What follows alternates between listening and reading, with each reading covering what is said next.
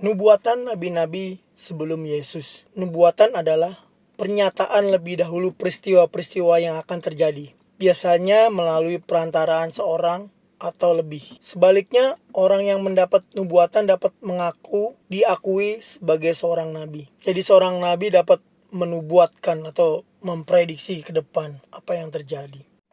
Kita mengenal tokoh Nabi Musa yang hidup 1500 tahun sebelum Yesus. Dia adalah seorang nabi yang membebaskan bangsa Israel dari tanah Mesir. Seorang nabi yang luar biasa. Di antara semua nabi, hanya Nabi Musa yang bisa berdialog langsung dengan Allah.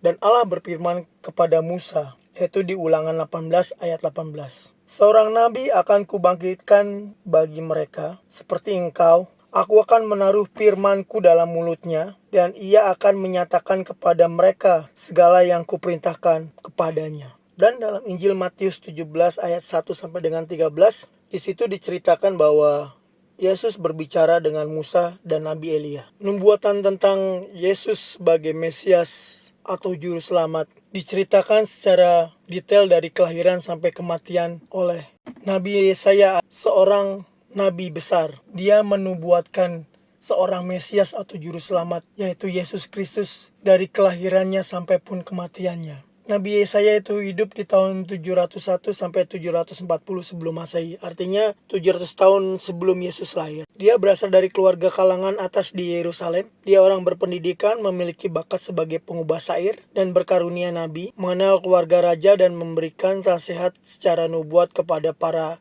raja mengenai politik luar negeri Yehuda. Di Yesaya 7 ayat 14. Sebab itu Tuhan sendirilah yang akan memberikan kepadamu suatu tanda. Sesungguhnya seorang perempuan muda mengandung dan akan melahirkan seorang anak laki-laki, dan ia akan menamakan dia Immanuel, atau artinya Tuhan beserta kita. Jelas sekali nubuatan tentang Yesus.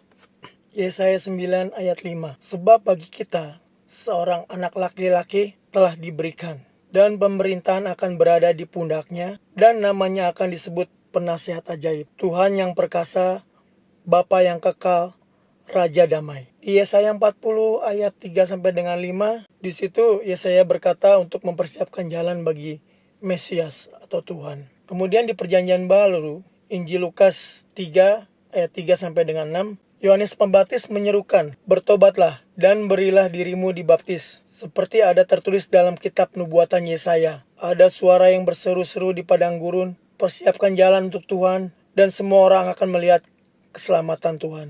Jelas sekali di sini dijelaskan bahwa yang oleh Yohanes Pembaptis dikutip kata-katanya. Selisihnya kurang lebih 700 tahun sebelum Yohanes Pembaptis lahir. Artinya bahwa sudah tercatat nubuatan tersebut sudah ada, dan Yohanes Pembaptis, nubuatan Yesaya kemudian menekankan kembali bahwa itu adalah nubuatan yang terjadi 700 tahun yang lalu. Mengenai kisah-kisah Yesus, Nabi Yesaya sudah menubuatkan dari mujizatnya, yaitu di Yesaya 61 ayat 1 sampai 2, di situ dijelaskan tentang nubuatan mujizat Yesus. Di Yesaya 53 ayat 3, di situ menjelaskan seorang Mesias yang akan ditolak umatnya sendiri dan akan disalib bersama para penjahat. Di samping itu ada juga kisah dari Nabi Mika yang hidup kurang lebih 740 tahun sebelum Yesus, atau 740 tahun sebelum Masehi. Nabi Mika sudah menubuatkan bahwa Mesias akan dilahirkan di Bethlehem. Artinya memang sebenarnya masih banyak nubuatan-nubuatan lain oleh para nabi di Perjanjian Lama mengenai kehadiran Mesias atau juru selamat.